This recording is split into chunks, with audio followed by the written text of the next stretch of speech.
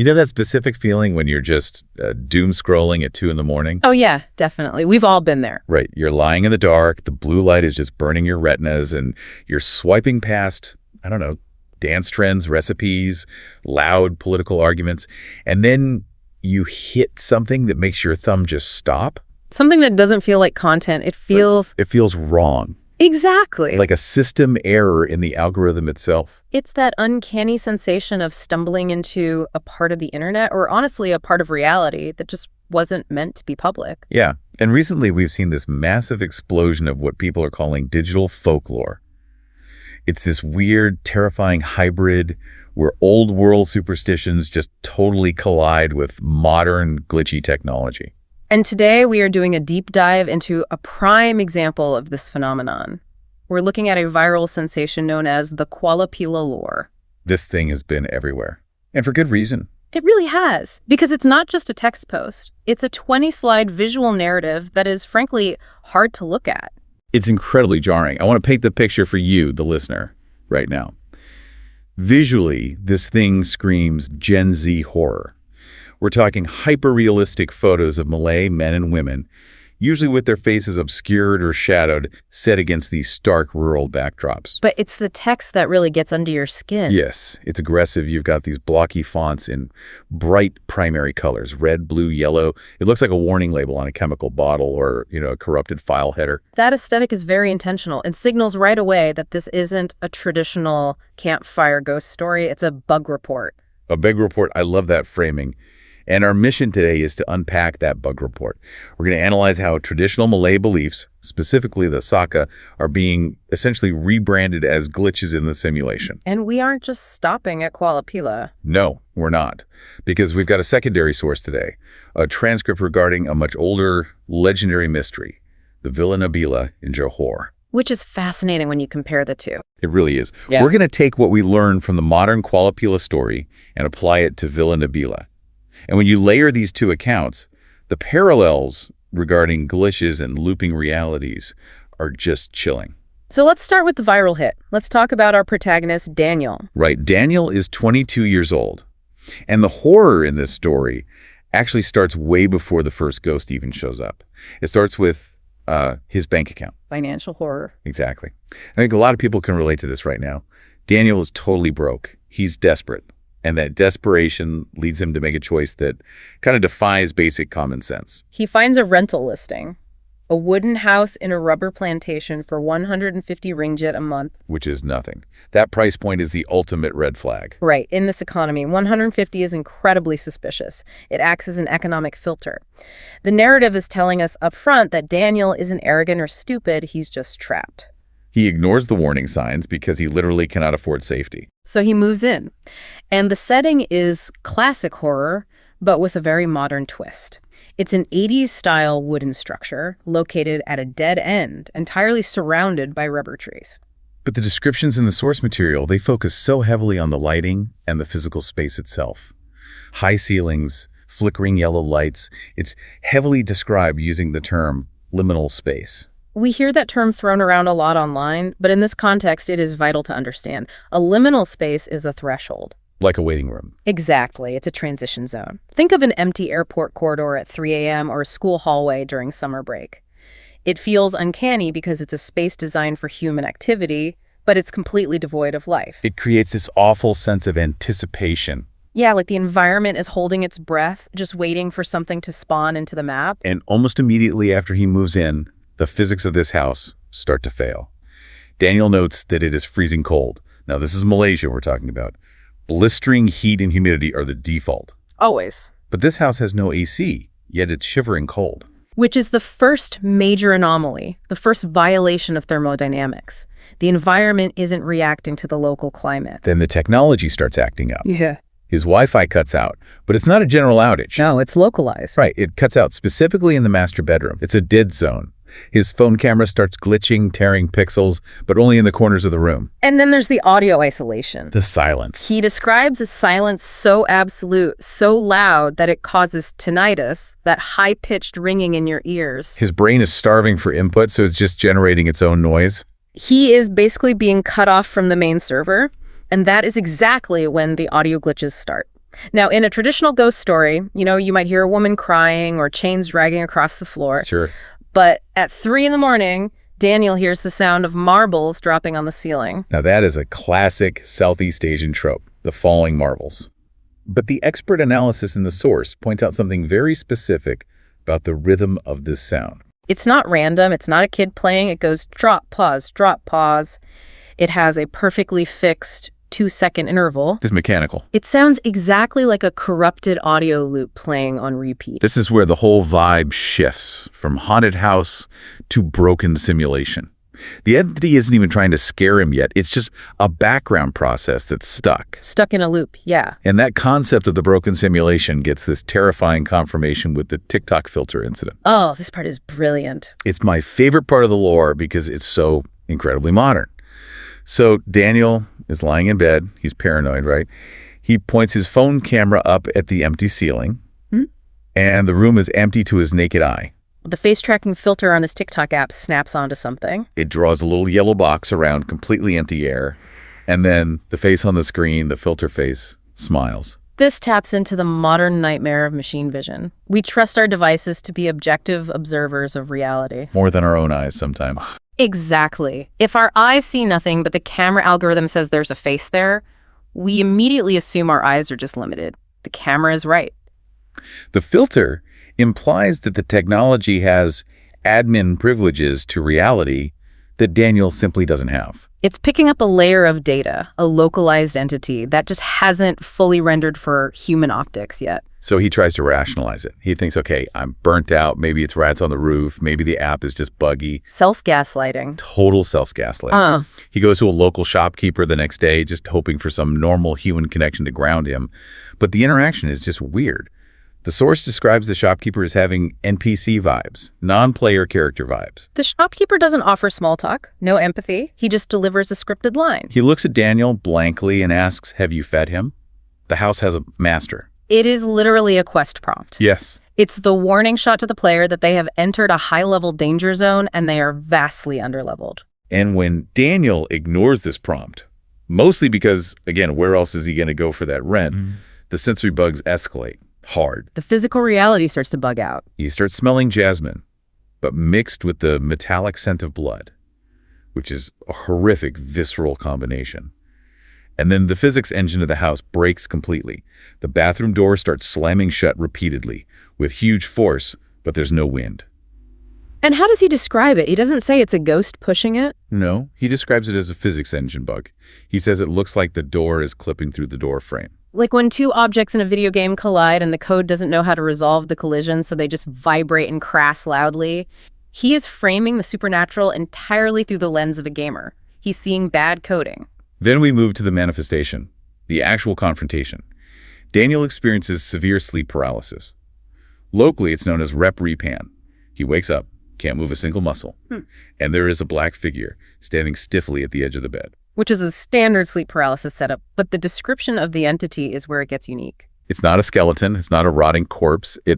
Well, he says it hits the uncanny valley. The uncanny valley is that psychological zone where something looks almost human, but just wrong enough to trigger a deep biological revulsion. The creature starts crawling up the bed, and its features are human but stretched.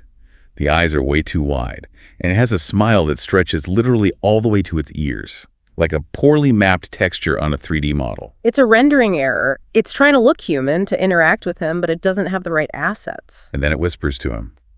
But the audio is totally garbled.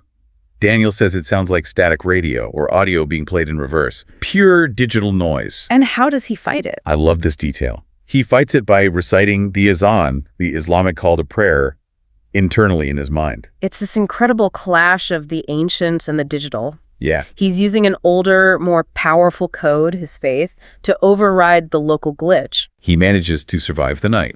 And the next day, he decides to investigate the physical house. He finds a loose floorboard. And underneath it, wrapped in yellow cloth, is an all-glass bottle. He realizes what it is immediately. It's a Saka. For our international listeners, a Saka in traditional Malay folklore is a hereditary spirit. It's an entity passed down through generations. Usually as a protector or a helper. Right. You take care of it, it takes care of you. But if the lineage dies out, or if the younger generation refuses to accept the pact... It gets abandoned. Exactly, it goes feral. But let's look at this through our digital folklore lens. If the Saka is legacy software, passed down from the old hardware of the ancestors, then Daniel has basically just found a corrupted hard drive. A corrupted hard drive. That is such a brilliant way to conceptualize it. It's a program that is still running, but it has no user. No admin. So it's just executing random violent commands because that's all it knows how to do anymore. It's lashing out because the user agreement was violated decades ago. And notice how it attacks Daniel right after this. It goes straight for his power source. The video call. So Daniel calls a spiritual expert, essentially a modern BOMO, via video chat. The expert on the screen suddenly sees the thing standing right behind Daniel. And immediately the screen glitches out. And Daniel's phone battery drops from 80% to 1% in a single second. It completely drains the battery. It consumes that digital energy to manifest physically. It's a high-resource application crashing the operating system. And then the entity gets really personal. It uses a tactic that feels very Skinwalker-esque. Daniel hears his mother calling him from the window outside. "Daniel, come here." But his mom is in a completely different city, hours away. This is predatory mimicry. In nature, predators mimic the sounds of their prey's offspring or mates. Here, the entity is literally scrubbing through its database of trustworthy sounds. It finds the mother's voice file. And it hits play. But Daniel knows it's a deep fake. He recognizes that the audio quality is too perfect or the cadence is just off. He treats it as a synthesized lure, a fishing attempt for his life. Which brings us to the climax. And it is absolutely frantic. The lights in the house just explode. The entity drops its disguise and is literally crawling on the ceiling, chasing him. Spider-Man style, but horrific. Daniel sprints out the door to his car to escape. And this is where the glitch theme hits its absolute peak. He jumps in the car, slams the door, starts the engine, floors the gas. And nothing happens. Well, not nothing. Reality loops. He is trapped in a spatial loop. He describes speeding up, right? Hearing the engine roar, seeing the rubber trees blur past the windows. But every single time he blinks or looks up at the road ahead, he is right back in front of that wooden house. This is pure video game logic. You reach the edge of the playable map, or the game fails to load the next area into memory, so the code just rubber bands you back to the starting point. The level literally refuses to let him leave. Imagine the panic. You are physically driving, the machine is working perfectly, but space itself is folding you back to the monster. So how does he break it? Because he does get out. He stops looking. He realizes his eyes, his visual inputs are being hacked by the corrupted environment. Wow. So he forces a shutdown. He closes his eyes tight. He recites the Azan again, relying entirely on instinct and faith, and he just drives blind. He ignores a full screen and plays by feel. He stops engaging with the simulation. Exactly. He forces a hard reboot of his own perception. And it works. Yeah. He bursts through the invisible barrier and suddenly hits the main paved road. He ends up at a brightly lit gas station, shaking, and immediately records a TikTok video to warn people. And the story goes viral instantly. Of course it does. It hits all the demographics. Gen Z is in the comments talking about the sheer horror of the rental market. People saying things like, honestly, I'd fight the ghost for $150 a month. And Gen Alpha is in there dissecting the entity lore and the backrooms aesthetics. But there is a massive cliffhanger in the final slide of the deck. It's a screenshot of a comment from a netizen that just says, "Bro, who is that figure in the backseat of your car?" Which implies that while he might have left the physical house, the glitch has attached itself to his local server. He carried the virus out of the quarantine zone. Exactly. Now, I really want to bridge this because while the Kuala Pilah story feels so incredibly modern with the TikToks and the battery drains, this specific narrative of glitching reality actually has a very famous predecessor. Yeah. We need to pivot to the Villa Nabila transcript. Oh, absolutely. If you were online in Malaysia around 2013, Villa Nabila was the story. It is arguably the patient zero of viral Malaysian internet horror. So the big rumor back then was that 23 teenagers went missing all at once inside this massive abandoned mansion in Johor. Now, we should clarify for the record, the police debunked this. Right. The kids were eventually found. They weren't actually missing in any supernatural sense. But the truth didn't matter. The rumor fueled the lore, and it exploded. It became known as the most haunted place in the country. But our source material today isn't about the teenagers. We're looking at a much more specific account, a transcript involving a contractor named Ashraf. SRF was hired to actually demolish Villa Nabila after the whole missing teens incident died down. And his testimony perfectly, and I mean perfectly, parallels the glitches we just talked about in Kuala Pilah. SRF's perspective is super grounded. He's a blue-collar worker. He's not out there ghost hunting for views. He's there with heavy machinery to do a job. Because he needs the money. Yeah. His wife is pregnant. There's that financial desperation again, driving a normal person into a liminal, dangerous space. So Asiraf and his team start working. They have excavators, sledgehammers, the works. They spend an entire day smashing this massive stone wall down. They physically see it fall. They clear the rubble. They leave for the night. They come back the next morning. And the wall is there. It's perfectly intact. Not a scratch on it. That right there. That is the connection.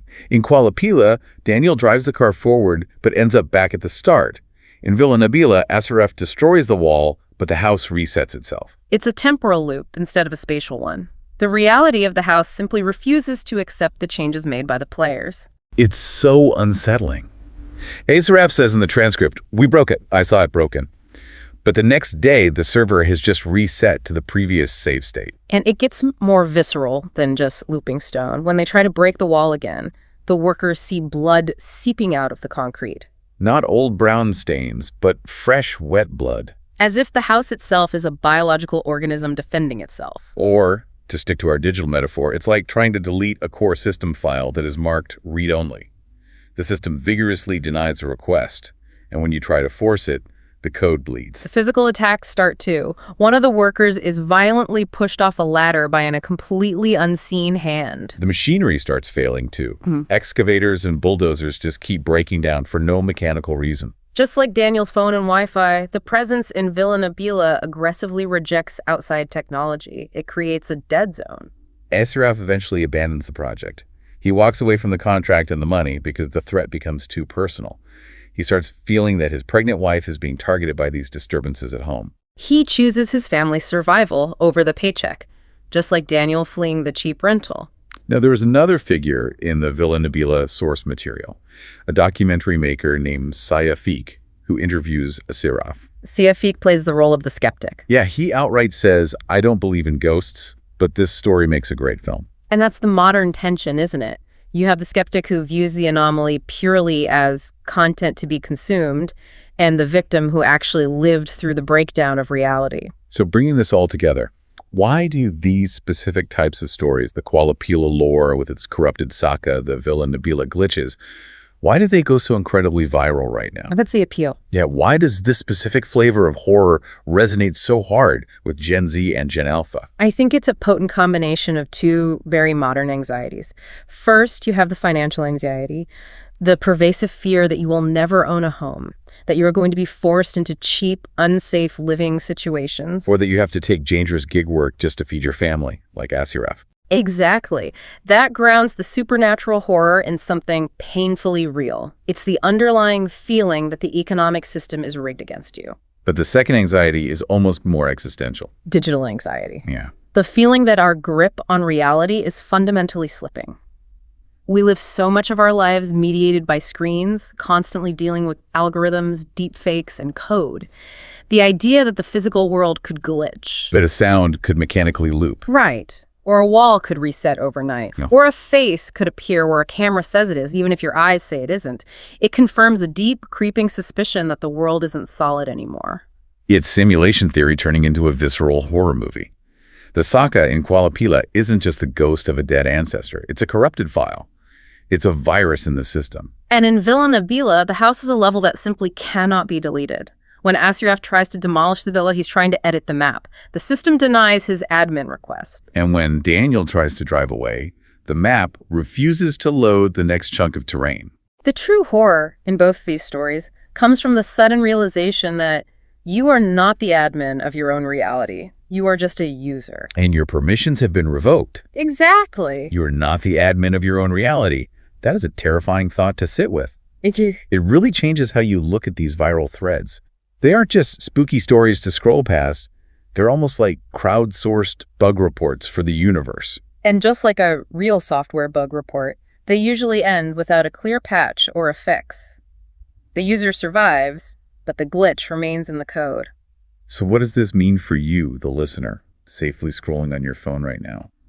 It means that maybe you should pay a little more attention when things feel slightly off. When the silence in your room is just a bit too loud. Or the Wi-Fi cuts out in just one specific corner of your house. Or when you see a story on your feed that makes you pause, look over your shoulder, and wonder. Because if these sources are telling us anything, it's that the barrier between the solid real world and the digital glitch is much thinner than we want to believe. We're going to leave you with one final thought to mull over today. It comes back to that cliffhanger in the Kuala Pilah story. Daniel thinks he escaped. He thinks he broke the loop. Right, because he hit the main road and he saw the bright lights at the gas station. But the comments section saw something he didn't, a figure sitting in the back seat of his car. It raises a profound question. If reality can glitch, and if it can loop, and if it can simulate normalcy to keep you docile, how do you know you actually escaped? are you really back in the safety of the main road? Or